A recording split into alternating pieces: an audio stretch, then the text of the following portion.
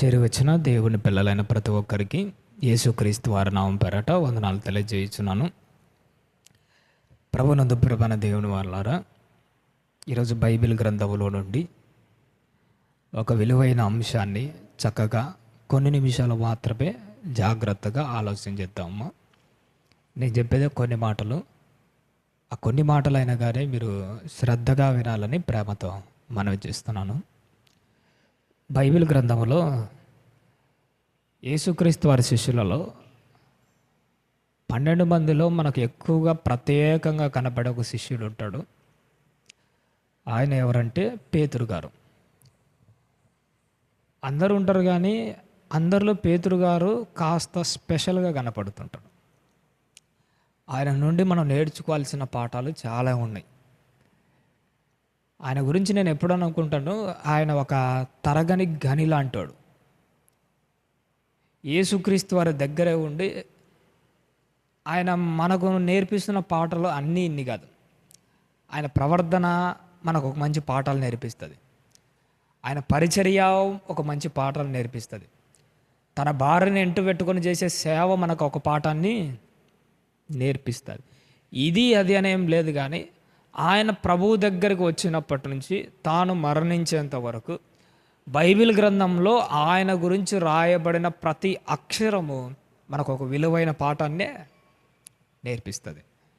పేతురు గారు నాకు బాగా నచ్చడానికి మెయిన్ కారణం ఏంటంటే, ఆయన ఎలాంటి వాడంటే యేసుక్రీస్తు వారు ఒక మాట అనగానే ఇమ్మీడియట్గా రెస్పాండ్ అయ్యేది ఎవరో తెలుసా? అది మంచి అయినా చెడైనా ఏదైనా కానీ అంత స్పీడ్గా రెస్పాండ్ అయ్యే వ్యక్తి ఎవరో తెలుసా? పేతురు గారే.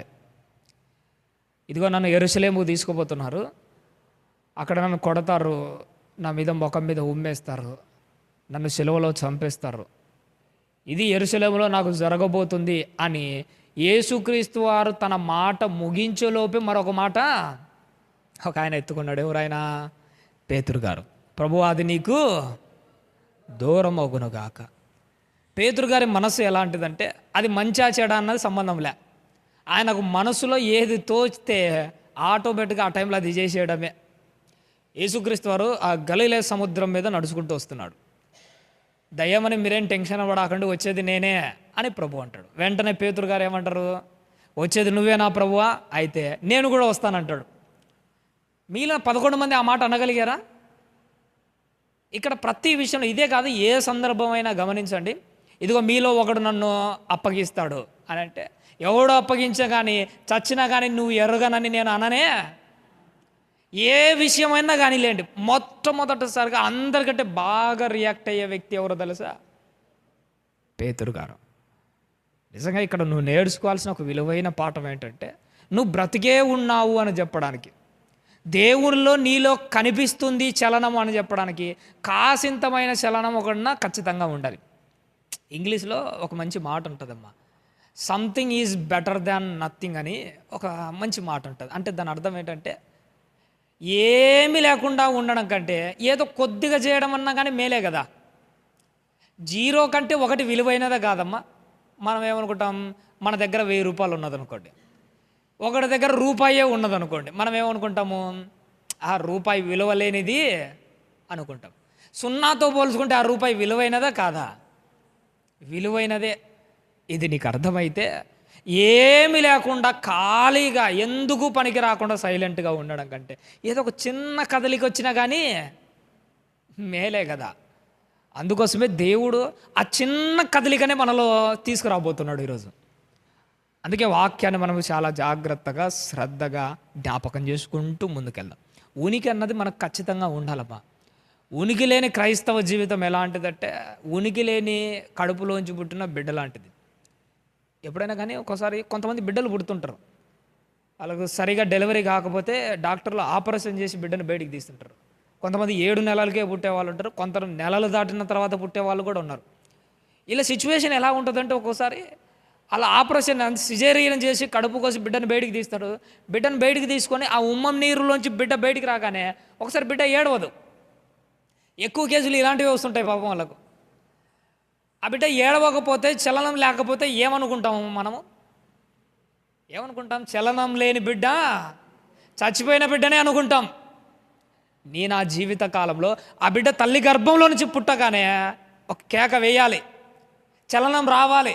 పుట్టిన ప్రతి బిడ్డ అరిస్తేనే బతికి ఉన్నట్టు లెక్క. ఒకరోజు నువ్వు కూడా బాప్తిసం ద్వారా పుట్టావు. పుట్టిన నువ్వు ఏదో ఒక విధంగా చలనంలో ఉంటేనే నువ్వు బ్రతికి ఉన్నట్టు లెక్క. ఏమి లేకుండా ఆదివారం మాత్రం చర్చికి వచ్చి ఏదో రొట్టె ద్రాక్ష రసం తీసుకున్నాము, ఇంకా మిగతా రోజులంతా మాకు సంబంధమే లేదు. అలా సైలెంట్గా ఉన్నావంటే నువ్వు బ్రతికి ఉన్నా కానీ చచ్చినట్టే లెక్క. ఆ బిడ్డను సిజేరియన్ తీసి బయటికి తీయగానే ఆ బిడ్డ ఏడవలేదనుకో, డాక్టర్కి బాధ, ఏటి ఈ బిడ్డ అరవట్లే, ఎందుకు ఈ బిడ్డలో చలనం రావట్లే అని వదిలేస్తాడా? ఆ బిడ్డనట తలకిందులుగా పెట్టుకొని ఆ వెన్ను మీద 2 దెబ్బలు కొడతాడు. 2 దెబ్బలు వేసిన తర్వాత అప్పుడైనా కానీ ఆ బిడ్డలో ఏమొస్తుంది? ఒక ఉనికి వస్తుంది, ఒక చలనం వస్తుంది. ఆగిపోయిన గుండె కొట్టుకోవడం ప్రారంభం అవుతుంటుందంట ఒక్కొక్కసారి. అప్పుడే పుట్టిన బిడ్డ చలనం లేకుండా అంటే వీపు మీద 2 దెబ్బలేగానే ఆ బిడ్డలో చలనం ఎలా అయితే వచ్చిందో, నువ్వు కూడా ఉనికి లేకుండా బతికినప్పుడు దేవుని వాక్యం ద్వారా 2 చురకలు అన్నవి మనకు తగులుతానే ఉంటాయి. 2 దెబ్బలు పడగానే నీలో నాలో కూడా ఏం రావాలి? ఒక చలనం రావాలి. ప్రభువా నేను బతికే ఉన్నానయ్యా, నేను ఉన్నానయ్యా ఇంకా అన్న మాట నీ నోటి నుంచి నా నోటి నుంచి రావాలని దేవుడు ఏం చేస్తుంటాడంటే తన సేవకుల ద్వారా ఏం చేస్తుంటాడు? మాట్లాడుతుంటాడు. సూటిగా మాట్లాడతాడు, స్పష్టముగా మాట్లాడతాడు. ఒకానొక టైంలో దేవుడు ఒక సేవకునితో మాట్లాడుతున్నాడు. ఒకసారి యెషయా గ్రంథాన్ని ఒకసారి చూడాలి తల్లి. 6వ అధ్యాయము, బైబిల్ ఉన్న వారందరూ 6వ అధ్యాయము 8వ వచనాన్ని ఒక్కసారి జ్ఞాపకం చేసుకుందామని. 6వ అధ్యాయము 8వ వచనం తల్లి. అప్పుడు నేను ఎవరిని పంపెదను, మా నిమిత్తము ఎవడు పోవునని ప్రభువు సెలవీయగా వింటిని, అంతట నేను చిత్తగించుము, నేనున్నాను, నన్ను పంపుమనగా. ప్రభువా నేనున్నాను. దేవుడు ఒకానొక టైంలో యెషయా అన్న భక్తుని చూసి పిలిచి ఒక మాట అంటున్నాడు, నేను ఎవరిని పంపెదను, మా నిమిత్తము ఎవడు పోతాడు భూమి మీదకి? నా పిల్లలు చచ్చిన శవాల లెక్క ఉనికి లేకుండా అలా దారుణంగా పడిపోయినాడు, వాళ్ళని తట్టి లేపడానికి నేను ఎవరిని పంపేతను? ఎవరు పోతారు అనగానే ఒక ఆయన చెయ్యి ఇలా ఎత్తి ఏమన్నాడో తెలుసా? ప్రభువా నేను ఉన్నానయ్యా, ఇంకా నేను బతికే ఉన్నాను, నన్ను పంపించయ్యా, నన్ను పంపించు.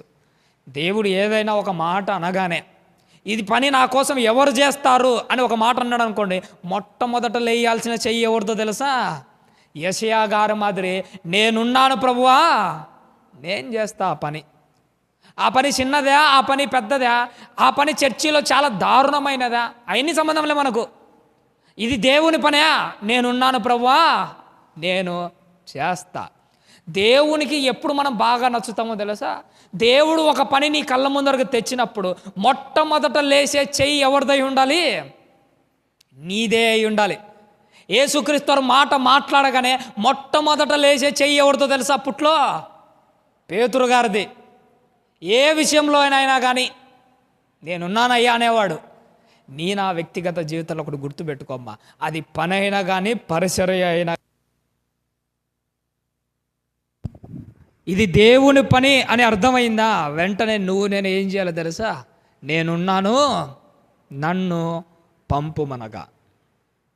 ఇలాంటి భక్తి జీవితాలు మనలో ఉండాలి. ఎందుకు పంపించాలో తెలుసా? అలా బ్రతికి ఉంటేనే మనలో చలనం ఉన్నట్టు. బైబిల్ గ్రంథంలో ఒక మాట రాయబడి ఉంటుంది తల్లి, చచ్చిపోయిన సింహము కంటే బతికి ఉన్న కుక్క మేలు. చదివారమ్మా ఎప్పుడన్నా మాట? ఒకసారి చూడండి, ఆ మాట ప్రసంగి గ్రంథంలో ఉంటుంది. ఆ మాట చూసుకొని మళ్ళీ వాక్యంలోకి వెళ్దాం. 9వ అధ్యాయము 4వ వచనాన్ని ఒక్కసారి జ్ఞాపకం చేసుకుందాం అమ్మా. ప్రసంగి గ్రంథము 9వ అధ్యాయము 4వ వచనం తల్లి. బ్రతికి ఉండు వారితో కలిసిమెలిసి ఉన్న వారికి ఆశ కలదు, చచ్చిన సింహము కంటే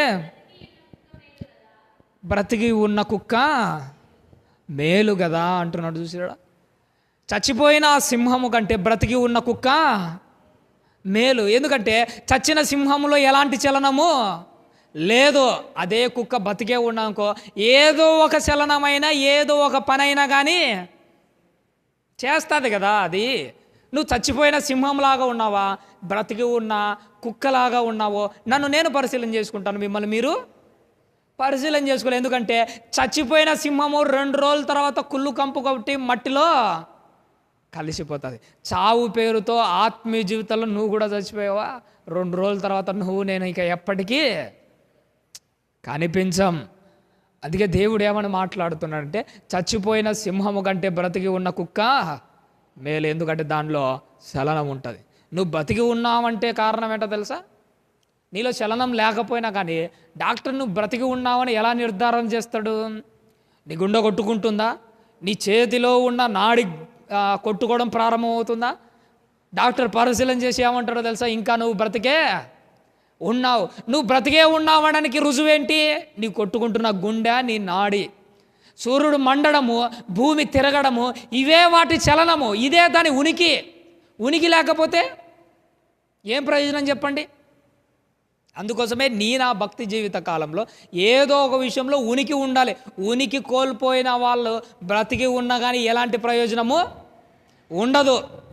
ఒక నిమ్మకాయను గమనించారా? నిమ్మకాయకి దాని విలువ ఏంటి? పులుపే దాని విలువ. నిమ్మకాయకి పులుపే తగ్గిపోయింది అనుకో, ఇంకేంటి విలువ దానికి? ఒక మిరపకాయ ఉంటుంది, మిరపకాయకి కారమే విలువ. దానికి కారమే లేకపోతే మిరపకాయ విలువ ఉంటుందా? క్రైస్తవునికి పరిశుద్ధతే విలువ. విలువ పోతే ఇక క్రైస్తవుడు బ్రతికి ఉన్నా కానీ చచ్చినట్టే లెక్క. అందుకే దేవుడు బైబిల్లో మత్తయి సువార్తలో మనకు తెలిసిన మాట, మీరు లోకానికి ఉప్పై ఉన్నాడు. మత్తయి సువార్తలు చూడండి ఆ మాట, 5వ అధ్యాయం ఎన్నో వచనం తల్లి? 13వ వచనం. 5వ అధ్యాయము 13వ వచనం తల్లి. మీరు లోకానికి ఉప్పై ఉన్నారు. ఉప్పు నిస్సారమైతే అది దేని వలన సారము పొందుతుంది? ఒకవేళ ఉప్పు నిస్సారమైతే అది దేని వల్ల సారం పొందుతుంది చెప్పండి? ఉనికి కోల్పోతే ఏ విధంగా తిరిగి దానికి మళ్ళీ ఉనికి తీసుకురాగలము? నువ్వు కనిపించకుండా పోవడం కంటే ఉండడమే మేలు కదా. ఎప్పుడైనా కొన్ని నక్షత్రాలు ఉంటాయమ్మా. కొన్ని నక్షత్రాలు మనకు ప్రతిరోజు ఆకాశంలో కనపడుతుంటాయి. కొన్ని నక్షత్రాలు రోజు కనపడతాయి. కానీ కొన్ని నక్షత్రాలు ఏంటో తెలుసా? ఎప్పుడో ఒకసారి మాత్రమే భూమికి చాలా దగ్గరగా వస్తాయి. కొన్ని తోక చుక్కలు ఉంటాయి, కొన్ని వందల సంవత్సరాలకు ఒకసారి భూమి దగ్గరకు వచ్చి అప్పుడప్పుడు కనిపించి వెళ్ళిపోతూ ఉంటాయి. ఆకాశంలో నక్షత్రాలు, తోక చుక్కలు ఎప్పుడో ఒకసారైనా కనపడుతుంటాయి. కానీ మన వాళ్ళు భక్తి జీవితంలో ఎప్పుడో ఒకసారి కనపడుతుంటారు. ఆదివారాల, లేదంటే పండగక, క్రిస్మస్గా, జనవరి 1గా, ఈస్టర్గా ఎప్పుడో ఒకసారి కనపడితే దేవుని దగ్గర నీ గురించి ఏం విలువ ఉంటుంది చెప్పండి? ఎప్పుడో ఒకసారి కనపడడం కాదు, ఎప్పుడూ కనపడుతూనే ఉండాలి. ఉత్తర దిక్కున కనపడుతున్న ఆ నక్షత్రం, ధ్రువ నక్షత్ర మండలంలో కనపడుతున్న ఒక నక్షత్రాన్ని గమనించారా? అది వేకువ చుక్క అని మాట్లాడుతుంటారు ఒకసారి. ఆ వేకువ చుక్క ఎప్పుడూ కనపడుతూనే ఉంటుంది. నా జీవిత కాలంలో ఎప్పుడూ కనిపించే వేకు సుక్కలే ఉండాలి, కానీ ఎప్పుడో ఒకసారి కనిపించే తోక సుక్కలాగా ఉండకూడదు. ఎప్పుడో ఒకసారి కనపడితే నీ గురించి ఎవరు పట్టించుకుంటారు? నా గురించి ఎవరు పట్టించుకుంటారు? అసలు దేవుడు నీ గురించి ఆలోచన చేసేంత అవకాశం అన్న ఉంటుంది ఆయనకు? ఎప్పుడు కనపడే వాళ్ళ గురించే దేవుడు ఎక్కువగా ఆలోచన చేస్తాడు. అందుకోసమే నీ ఉనికి మాత్రం ఎప్పటికీ కనపడుతున్న ప్రభువా, ఇంకా నేను బ్రతికే ఉన్నా, నన్ను కూడా ఒకసారి పట్టించుకో, నన్ను కూడా ఒకసారి గమనించు అని ఎప్పటికీ ఆయన ముందర కనపడుతుండాలి. అప్పుడే పనులు జరుగుతాయి. ఎప్పుడో ఒకసారి అంటే ఏం జరుగుతుంది మన ఆత్మీయ జీవితంలో? ఎప్పుడు మనకు తెలిసిన ఒక విలువైన మాట ఏంటంటే, ఒకప్పుడు మనకు సుమారుగా ఒక 10-15 ఏళ్ళు వెనక్కి వెళ్తే గవర్నమెంట్ ఆఫీస్లో ఒక క్యాస్ట్ సర్టిఫికేట్ తెచ్చుకోవాలంటే ఎంత కష్టంగా ఉండేది తెలుసు అప్పట్లో? నిజంగా నాకు తెలుసు, ఎందుకంటే తిరిగాను కాబట్టిగా. ఒక క్యాస్ట్ సర్టిఫికేట్ అప్లోడ్ చేస్తే ఆ సర్టిఫికేట్ మీద సైన్ పెట్టడానికి ఎంత తిరగాలో తెలుసా? ఒక విఆర్ఓ, దాని తర్వాత ఆర్ఐ, దాని తర్వాత ఎంఆర్ఓ గారు, ఎంతమంది సైన్ పెడితే ఆ సర్టిఫికేట్ మళ్ళీ మన దగ్గరికి రాదు. ఒక విఆర్ఓ సంతకం పెట్టాలంటే మనం పోయి అలా అప్లికేషన్ ఇవ్వగానే సైన్ పెట్టి పంపించేవాళ్ళు అప్పట్లో లేదు తెలుసా? గంటలు గంటలు కూర్చోబెడతాడు. గంటలు గంటలు కూర్చోబెట్టిన పనులు జరగవు. ఎక్కడో సరేలే ఎప్పుడన్నా పెట్టుకోనిలే నువ్వు ఆ మూలను పోయి ఒక చెట్టు కింద కూర్చున్నాక పనులు అవుతాయా? కావు తెలుసా? గంటకు ఒకసారి ఆ వ్యక్తి ముందర కనపడుతుండాలి. అయ్యా ఒక్కసారి అని గంటకు ఒకసారి కనపడితే విఆర్ఓ సంతకం పెట్టేవాడు.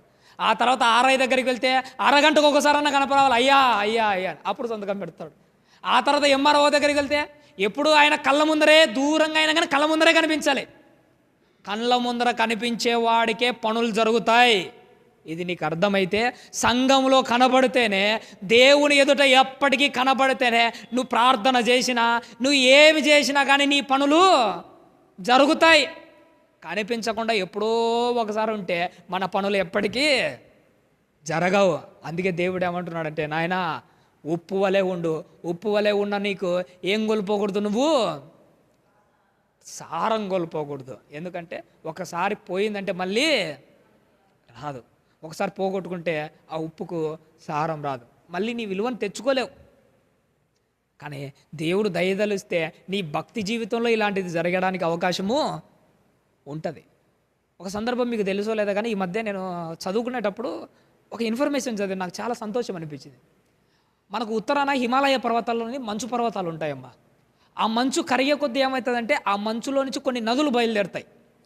కరెక్ట్గా అంత పైనుంచి ఆ హిమాలయ పర్వతాల నుంచి కదులుకుంటూ వచ్చిన ఆ వాటర్ ఉంటుంది చూసినారా, కరెక్ట్గా హిమాలయ పాదాల దగ్గరికి, అంటే భూమి లెవెల్కి రాగానే అది డైరెక్ట్ అట్నే భూమిలోకి వెళ్ళిపోతాయి. వాటర్ పైన కనిపించవు. అవి కనిపించక ఏమంటారంటే దాన్ని టెరాయి అనే ఒక ప్రాంతం అంటారు. అలానే లోపలికి వెళ్తాయి. సుమారుగా కొన్ని కిలోమీటర్ల వరకు ఆ నీళ్ళు ఎక్కడికి పోతున్నాయో ఏమైపోతున్నాయో ఎవరికి తెలియదు. కరెక్ట్గా కొన్ని కిలోమీటర్ల దూరం అయిపోయిన తర్వాత ఎప్పుడో హిమాలయ పర్వతాల దగ్గర మునిగిపోయిన వాటర్, పాదాల దగ్గర మునిగిపోయిన వాటర్ మళ్ళీ కొన్ని కిలోమీటర్ల తర్వాత మళ్ళీ బయటకు వస్తాయి. వాటిని చిత్తడి నేలలు అంటారు. వాటిని చూసినప్పుడల్లా నాకు అనిపిస్తుంది, హిమాలయ పర్వతాల దగ్గర మునిగిపోయిన, కనిపించకుండా మాయమైపోయిన వాటర్ కొన్ని కిలోమీటర్ల తర్వాత మళ్ళీ బయటకు వస్తుంది. దాన్ని చూసినప్పుడల్లా నాకు అనిపించింది, మాయమైపోతున్న ఆ జల ప్రవాహాలు మళ్ళీ ఏమైపోతున్నాయి? బయటకు వస్తున్నాయి. మాయమైపోతున్నా నువ్వు కూడా ఏం కావాలో తెలుసా? ఈరోజు దేవుని జీవితంలో, భక్తి జీవితంలో కనిపించకుండా పోయావా? ఏదో ఒక టైంలో మళ్ళీ బయటికి రావాలి. ఒనేసిము అనే ఒక భక్తుడు కనపడతాడు బైబిల్ గ్రంథంలో, ఫిలేమోను పత్రికలో కనపడతాడు. ఆయన కూడా ఏమైపోయాడో తెలుసా? ఒకప్పుడు మాయమైపోయాడు. హిమాలయ పర్వతాల దగ్గర ఉన్న ఆ పాదాల దగ్గర నీళ్లు మాయమైపోయి ఎక్కడో కొన్ని కిలోమీటర్ల తర్వాత బయటకు వచ్చింది చూసినారా? అలాగే ఒనేసిము అనే భక్తుడు ఒకానొక టైంలో భక్తి జీవితంలో మాయమైపోయాడు. మాయమైపోయిన వాడు అట్నే పోయినాడా? టెరాయి అనే నేల దగ్గర మళ్ళీ వాటర్ ఎలా అయితే బయటకు వచ్చాయో మళ్ళీ ఒనేసిము బయటికి వచ్చాడు. నా భక్తి జీవితంలో ఒకటి గుర్తుపెట్టుకో, మాయమైపోయిన నువ్వు తిరిగి పరిచర్యలకు వస్తేనే నీకు విలువ. మాయమైపోయిన నువ్వు మళ్ళీ భక్తి జీవితం అనే గాడి లేకొస్తేనే నీకు ఒక విలువ. క్రైస్తవ జీవితము రైలు పట్టాల మీద సాగే ఒక జర్నీ లాంటిది. ఎక్కడ సాగుతుంది మన జర్నీ? ఒక రైలు ఉంటుంది. రైలు జర్నీ ఎక్కడ సాగుతుంది? తార్ రోడ్డు మీద సాగుతుందా? గట్టిగా వేసిన సిమెంట్ రోడ్డు మీద సాగుతుందా? పట్టాల మీద మాత్రమే సాగుతుంది. క్రైస్తవ జీవితం కూడా విశ్వాసంలో మాత్రమే సాగుతుంది, భక్తి జీవితంలో మాత్రమే సాగుతుంది. ఇంకెక్కడా మనకు మార్గము లేదు. గాడి తప్పిన నువ్వు గాడి లేకొస్తేనే నీకు నాకు మళ్ళీ విలువ. అందుకే ఏమంటున్నామో మళ్ళీ చదువుతాలి. మత్తయి సువార్త 5వ అధ్యాయము 13వ వచనము, మీరు లోకమునకు ఉప్పై ఉన్నారు. ఉప్పు నిస్సారమైతే దేనివల్ల సారం వచ్చేది? దానికి విలువ ఎప్పుడు వచ్చేది? ఉప్పు సారమే పోతే. నేను చదువుకునేటప్పుడు ఒక స్టోరీ ఉండేదమ్మా. ఏంటంటే ఒక సింహము అడవిలోకి వెళ్ళి జంతువులన్నిటిని వేటాడేదట. వేటాడి ప్రతి జంతువును చంపేస్తుంటే ఒక నక్క తెలివిగా సింహం దగ్గరికి వచ్చి ఆ సింహానికి జ్ఞానోదయం అయ్యేట్టుగా కొన్ని మాటలు చెప్పిందట. ఓ సింహం, ఇలా నువ్వు ఒక్కొక్క జంతువును చంపుకుంటూ పోతే ఇంకా అడవి ఏం బాగుంటుంది? అడవికి రాజైన నువ్వే ఇలా చేయొచ్చా? అసలు నువ్వు ఇలా జంతువులు వేటాడి తినొచ్చా? ఇది నీకు న్యాయమేనా? నువ్వు మాంసం తినొచ్చా? అది చెప్పి ఇది చెప్పేసి మాయమాటలు నేను చెప్పిందట. అప్పుడు అనుకున్నదట, నిజమే కదా, నేను ఏ జంతువుని ఇక నుంచి తినకూడదు. ఇక ఇంకా ఇప్పటి నుంచి నేను ఇలాంటివి చేయనని. అది ఏం చేస్తుందంటే ఆకలి అవుతుంటుందట, కానీ గుహలో కూర్చొని ఏం చేస్తుంది, ఆ నక్క చెప్పిన మాటలు గుర్తుపెట్టుకొని ఏ జంతువును వేటాడేది కాదు, ఏ జంతువును తినేదే కాదట. ఒకరోజు ఉన్నది, 2 రోజులు ఉన్నది, 3 రోజులు ఉన్నది, 4వ రోజు చావుకు దగ్గర అయిపోతుంది. నిజంగా ఒక సింహం యొక్క ప్రాథమిక కర్తవ్యం ఏంటో తెలుసా? వేటాడమే తాని ప్రథమ కర్తవ్యం. వేటాడడం మానేసిన సింహం ఎలాంటిదంటే ప్రతి కుక్కకు లోకువే. ఇది నీకు అర్థమైతే క్రైస్తవ జీవితంలో భక్తి పోగొట్టుకున్న ప్రతి ఒక్కరికి అపవాది దగ్గర లోకువే ఎప్పటికైనా. వీళ్ళ బ్రతుకులా ఏంటని ఎంత నీచంగా మాట్లాడుతుందో తెలుసా అపవాది నీ గురించి, నా గురించి. అంత వరకు మనకు తెచ్చుకోకూడదు. భక్తి పోయిన వ్యక్తి ఎలాంటి వాడో, సింహం కూడా వేటాడడం మానేస్తే దాని బ్రతుకు అంతే. ప్రతి ఒక్కరికి లోకువే అయిపోతాం. లోకంలో ఉన్న ప్రతి ఒక్కరికి, అటు చిన్న పిల్లోడైనా కానీ మన గురించి తప్పుగానే మాట్లాడతాడు.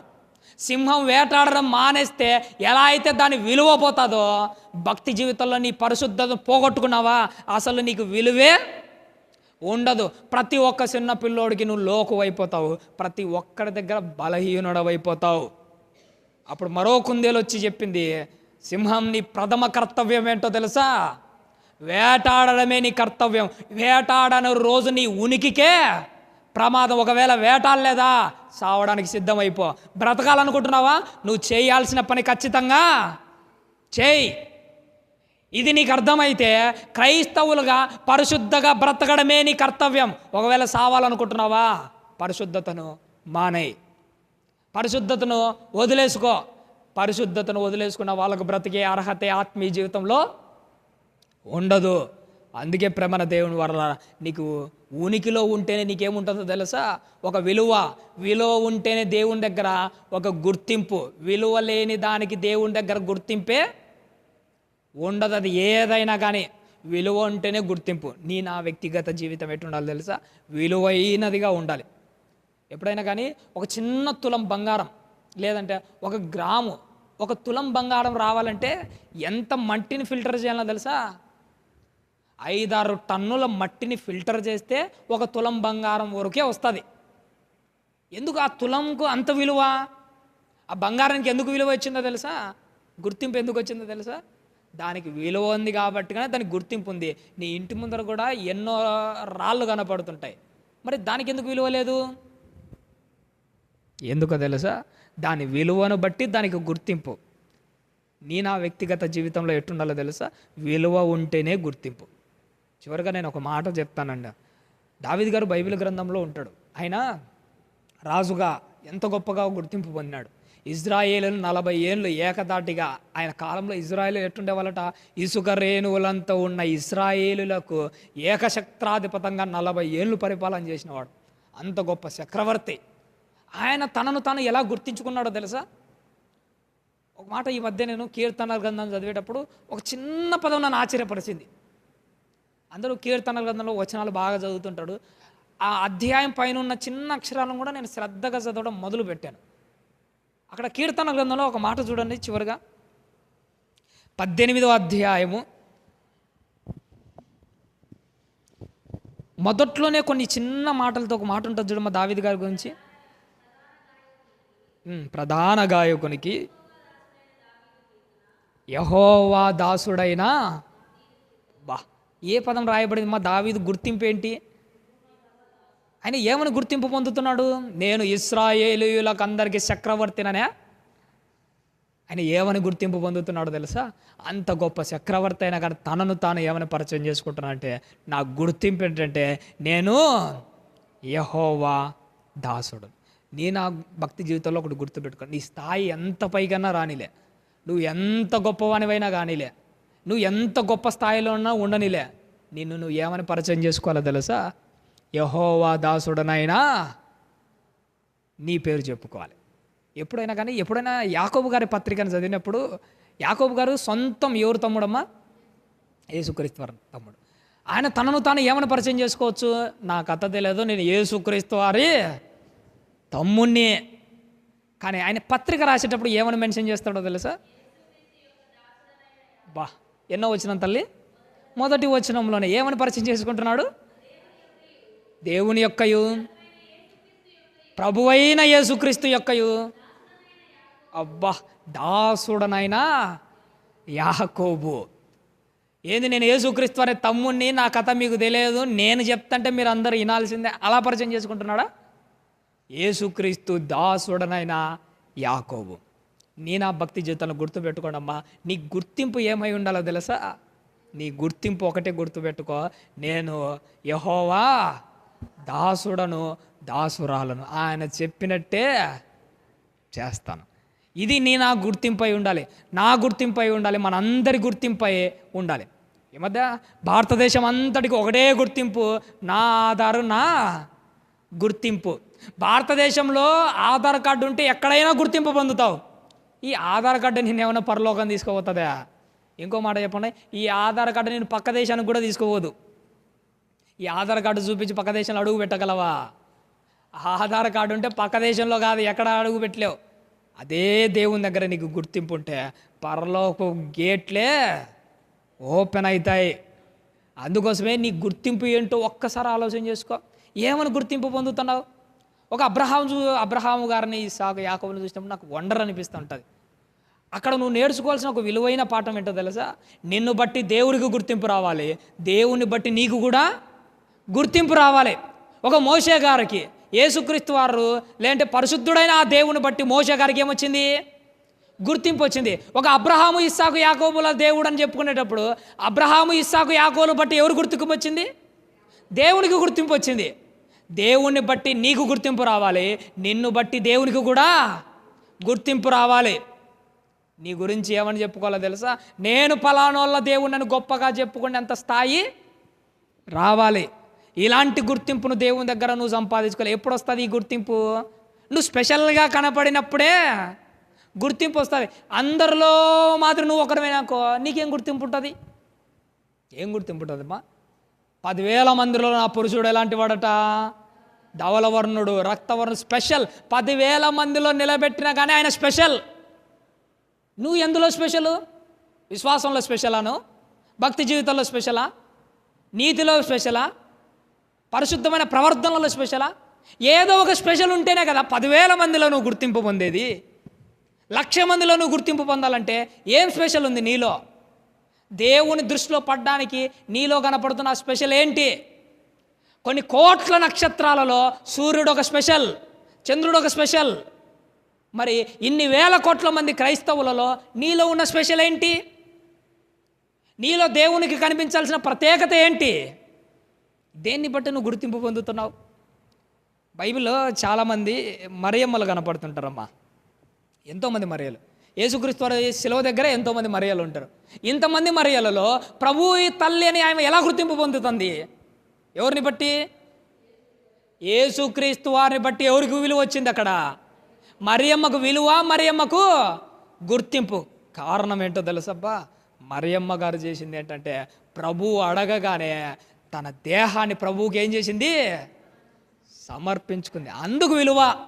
ప్రభు అడిగితే ప్రభు పని కోసం నీ దేహాన్ని, నీ ప్రాణాన్ని, నీకంటూ విలువైనది ఏదైనా కానీ మరియమ్మ గారి మాదిరి మాట్లాడకుండా ప్రభువా ఇది నీదే అని ఎప్పుడైతే ఇస్తావో అప్పుడు నీకు కూడా విలువ. మరియలు ఎంతమంది ఉన్నా ప్రభు తల్లి మరియకు విలువ. దేని బట్టి? ప్రభువును బట్టి. ఈ లోకల్లో నీ పేరు కలిగిన వాళ్ళు ఎంతమంది అన్నా ఉండనిలే, ఎప్పుడు నీకు విలువ? ఎవ్వరు చేయని త్యాగం నువ్వు చేస్తే విలువ. ప్రభువు కోసం ఎవ్వరు చేయని పనికి మొట్టమొదటి అడుగు వేస్తే విలువ.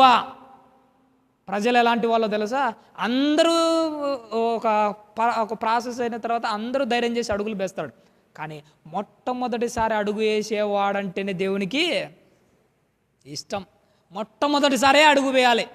ఎవడొచ్చినా రాకపోయినా కానీ నేను వస్తాను ప్రభువా, తర్వాత ఎంతమంది అయినా వదాని. మొట్టమొదటి అడుగు వేసేవాడికే విలువ ఉంటుంది. దేవుని పని కోసం గుడ్డిగా ఏం చేయాలో తెలుసా? అడుగు వేయాలి. మొట్టమొదట నువ్వు అడుగు వేయాలి, తర్వాత అడుగు వేస్తానంటే 10 మంది తర్వాత వేస్తానంటే 10 మంది తర్వాత ఎవడైనా అడుగు వేస్తాడు, 100 మంది తర్వాత ఎవడైనా నమ్మకంతో అడుగు వేస్తాడు. కానీ మొట్టమొదటిసారి అడుగేసిన వాడికే విలువ. అబ్రహాముకి ఎందుకంత విలువ? లోకల్లో ఎవడు వేలా దేవుని కోసం అలాంటి అడుగు, ఒకే ఒక్కడేసాడు కాబట్టిగానే అబ్రహాము గారికి విలువ. ఎవడు సాహసం చేసినా చేయకపోయినా కానీ మొట్టమొదటి అడుగు దేవుని మీద నమ్మకంతో వేసి అడుగుకు విలువ ఉంటుంది. నేను ఆ భక్తి జీవితంలో విశ్వాసంతో ఉండు, నమ్మకంతో ఉండు. దేవుని పని చేసేటప్పుడు మొట్టమొదటి అడుగు ధైర్యంగా ఏం చేయాలో తెలుసా? ముందుకు వేసేయాల్సిందే. గుడ్డికైనా వేయాలి. అలా వేస్తేనే కదా నీకు అన్ని ద్వారాలు ఓపెన్ అయ్యేది. ఎప్పుడు మనం నచ్చుతాం దేవునికి? ఎప్పుడు నచ్చుతాం? అందరి తర్వాత ఎప్పుడో లాస్ట్లో నువ్వు కూడా వచ్చి ఆ గొర్రెల మధ్య దూరడం కాదు. మొట్టమొదటి అడుగు వేసి నువ్వే ముందే ఉండాలి. పేతురు గారి దగ్గర మనం అదే కదా నేర్చుకున్నది. సముద్రం మీద వస్తుంటే నేను దయ్యాన్ని కాదు, నేను ప్రభువుని అనగానే నువ్వే అయితే నేనే నీళ్ళ మీద నడుచుకుంటా వస్తా. మొట్టమొదటి అడుగు వేసాడు కాబట్టిగానే పేతురు గారికి విలువ. దేవుడు యేసుక్రీస్తు వారు అంత గొప్ప గొప్ప సంఘాన్ని పేతురు గారి చేతులు ఎందుకు పెట్టాడు అనుకుంటున్నారు? ఎందుకు? పేతురు గారిలో ఉన్న గొప్ప విషయం ఏంటో తెలుసా? ప్రతి దానికి మొట్టమొదటి అడుగు సాహసించి మొట్టమొదటి అడుగు వేసేవాడు ఎవడో తెలుసా? పేతురే. ఏ విషయంలో అయినా కానీ అది మంచా చెడా అని సంబంధం లే, ఇది ప్రభువుకు సంబంధించిందే, అడుగు పడి తీరాల్సిందే. వెనకడుగు వేసేవాడే కాదు. అంత గొప్పగా నచ్చాడు కాబట్టిగానే అంత పెద్ద సంఘాన్ని ఎవరి చేతిలో పెట్టాడు? తన తమ్ముని చేతిలో పెట్టాడా? తాను ప్రేమించిన యోహాను చేతిలో పెట్టాడా? లేదు, పేతురు చేతిలోనే పెట్టాడు. కారణం ఏంటంటే పేతురులో ఉన్న తెగింపు. దేవుని కోసం నేను ఏమైనా చేయగలనన్నా మొండి ధైర్యం. నీ నా జీవితకాలంలో ఇలాంటిదే ఉండాలి. దేనికోసం వెనకాడకుండా ప్రభువా అనడం, అడుగేసి ముందుకు వెళ్ళిపోతూ ఉండాలి. అప్పుడే నీ నా భక్తి జీవితంలో దేవునికి బాగా నచ్చుతాం. స్పెషల్గా ఉండాలి, విశ్వాసంతో ఉండాలి, లేకపోతే కుదరదు. నువ్వు విశ్వాసంతో స్పెషల్గా ఉంటేనే బ్రతుకుతావు. చివరిగా నేను ఒక మాట చెప్పి ముగిస్తానమ్మా. ఎప్పుడైనా కానీ నీలో నాలో ఉండాల్సిన విశ్వాసం ఎంత గొప్పగా ఉండాలో తెలుసా? పైనుంచి దేవుడు చూసినప్పుడు స్పెషల్గా కనిపించాలి. నీ పట్ల జాలి చూపించాలని అనిపించాలి. నిన్ను రక్షించాలని ఆయనకు అనిపించాలి. ఒకానొక టైంలో ఇశ్రాయేలులందరూ ఐగుప్తు నుంచి కనానుకు బయలుదేరిపోతున్నారు. బయలుదేరిన వారు 6 లక్షల మంది, కానీ చేరుకున్న వాళ్ళు ఎంతమంది అంటే అక్కడికి 2. మధ్యలో వీళ్ళందరూ ఏమైపోయినారో తెలుసా? రాలిపోయాడు, చచ్చిపోయాడు.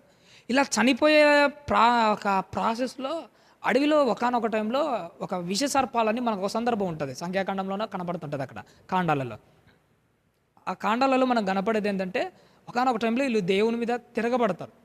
తిరగబడేసరికి అడవిలో ఉన్న అరణ్యంలో ఉన్న సర్పాలు వచ్చి ఏం చేస్తాయి? వీళ్ళను కరుస్తాయి. కరవగానే ఒక్కొక్కరికి ఆ విషం అంతా ఎక్కి ఒక్కొక్కడు ఏమైపోతుంటారో తెలుసా? పిట్టలు రాలిపోయినట్టు ఒక్కొక్కడు చచ్చిపోతుంటారు. అప్పుడు అందరూ మోసను మొరపెడతారు, ఏంటయ్యా ఇంత దూరం వచ్చి మా పరిస్థితులు ఇట్ అయిపోయినాయి, దేవుని మీద మేము తిరగబడ్డాం, దయతో మమ్మల్ని క్షమించి మా పక్షాన వేడుకో అనగానే అప్పుడు మోసే మోకరించి ప్రభువా అనగానే, సరే మోసే నేను వీళ్ళ పట్ల దయ చూపిస్తాను, సరే నువ్వు ఒక ఇత్తడి సర్పాన్ని తీసుకొని వచ్చి అక్కడ నిలబెట్టు, ఎవడైతే విశ్వాసంతో దాని వైపు చూస్తాడో అడు బతుకుతాడు. నిజంగానే విశ్వాసంతో చూసిన ప్రతి ఒక్కడు బ్రతికాడు. ఇక్కడ నువ్వు గమనించవలసిన ఒక విషయం ఏంటో తెలుసా? ఆ రోజు వాళ్ళకు విష సర్పాలు గరిస్తే విషం ఎలా అయితే ఒంటి నిండా పారిందో, ఈ ప్రపంచంలో అన్నిటికంటే తిరుగుతున్న భయంకరమైన విష సర్పం ఏంటో తెలుసా? ఈ అపవాది. ఈ అపవాది లోకమనే ఈ అరణ్యంలో ఎవడు దొరుకుతాడని చూస్తున్నాడు. అడు ఏం చేస్తున్నాడో తెలుసా? ఏదో ఒక చిన్న విషయంలో నిన్ను దొరికించుకుంటాడు. నీ మెడ మీద దాని కాటు పడతాది కదా. ఇప్పటికే ఎన్నోసార్లు అది మన జీవితం మీద ఎన్నో కాట్లు వేసింది. నిజంగా చెప్పమంటారండి, ఎన్నోసార్లు దాని విషము మన శరీరంలో ఇంకా ప్రవహిస్తూనే ఉంది. మెడ మీద పడిన దాని కాటు అక్కడి నుంచి ప్రారంభమైన విషయం గుండెకు చేరకముందే నీకు విరుగుడన్నది అవసరం. ఆ రోజు విషసర్పం గరిస్తే ఇత్తడి సర్పాన్ని విశ్వాసంతో చూసిన వాడు ఎలా అయితే బ్రతికాడో, ఈరోజు పాపం అనే ఆ సర్పం నిన్ను కాటేసినప్పుడు అది నీ గుండెను చేరకముందే, అది నిన్ను మట్టిలో పడుకోబెట్టకముందే విశ్వాసంతో ఆ సిలువ వైపు ఒక్కసారి చూడు. నా కోసమే కదా విశ్వాసంతో ఆ రోజు ప్రభువు మరణించింది. విశ్వాసంతో చూసిన వాడు ఇత్తడి సర్పాన్ని చూసిన ప్రతి ఒక్కడు ఎలా అయితే బ్రతికాడో విశ్వాసంతో చూస్తేనే నువ్వు బ్రతుకుతావు. బ్రతికి ఉన్నవాడినే దేవుడు చూస్తాడు. బ్రతికి ఉన్నవాడికే చలనం ఉంటుంది. బ్రతికి ఉన్నవాడికే దేవుని దగ్గర ఒక గుర్తింపు ఉంటుంది. చచ్చిపోయిన వాళ్ళకు గుర్తింపు ఏమీ ఉండదు. ఒక మాట చెప్పమంటారండి, ఈ మధ్యకాలం ప్రతి నెల 2 నెలలకు ఒకసారి నేను ప్రతి నెల పింఛన్స్ పంచుతుంటాను. ఎవరైనా రీసెంట్గా చనిపోయిన పింఛన్ తీసుకునే వాళ్ళను అలా గుర్తింపును ఏం చేస్తామో తెలుసా, పింఛన్లో నుంచి తీసేస్తాం. భూమి మీద చచ్చిపోతేనే నీ గుర్తింపు ఉండట్లే, మరి ఆత్మీయ జీవితంలో చచ్చిపోతే దేవుని దగ్గర ఏం గుర్తింపు ఉంటుంది? ఏ ఉండదు. దేవుడు లెక్క కూడా అయిపోతుంది. నా జీవితం అంతే, గుర్తింపు లేకుండానే పోతావు. సరే దేవుడు పట్టించుకోకపోతే ఏమైపోతావు? ఎక్కడో ఈసిరేసిన గొంగల మాదిరి ఎక్కడో పడిపోతావు, అయిపోతుంది. నిన్ను ఎవ్వడూ పట్టించుకోడు. అంత స్థాయికి మాత్రం మనం పోకూడదు మన దేవుని వాళ్ళరా. అందుకోసమే నా భక్తి జీవితంలో కూడా గుర్తుపెట్టుకోండి, విశ్వాసంతో వేసిన అడుగులు వెనక్కి పోకూడదు, ఎప్పటికీ మళ్ళీ లోకంలో కలిసిపోకూడదు. ఇక్కడ మనం గమనించవలసింది ఏంటంటే, దేవుని పని మొట్టమొదట లేచే చెయ్యి, మొట్టమొదట వేసే అడుగు ఎవరిదై ఉండాలి? మనకే ఉండాలి. మనవే ఉండాలి. ఉంటూ కూడా ఎలా ఉండాలంటే ఉనికిలో ఉండాలి. చచ్చిపోయిన వాళ్ళ మాదిరి కాదు, ఉనికిలో ఉండాలి. ఉనికిలో ఉంటేనే నీకు విలువ. ఒక సింహానికి వేటాడమే ప్రప్రదమైన కర్తవ్యం. వేటాడడం మానేసిన సింహము, చచ్చిపోయిన కుక్క కంటే అలా చచ్చిపోయిన సింహము కుక్క కంటే దారుణమైనట్టు విలువ లేకుండా పోతుంది. ఉనికిలో ఉందాము, విశ్వాసంతో ఉందాము, విశ్వాసంతో ప్రభువును చూద్దాము, చూసి నమ్మకంగా మరణం వరకు సాగిపోతాం. అలా మీరు నేను మనమందరం ఉండాలని ఆశపడుతున్నాను. ఓపికతో విన్నందుకు మీకు అందరికీ నా నిండు మనసుతో వందనాలు తెలియజేస్తూ ఈ నా మాటలు ముగిస్తున్నాను.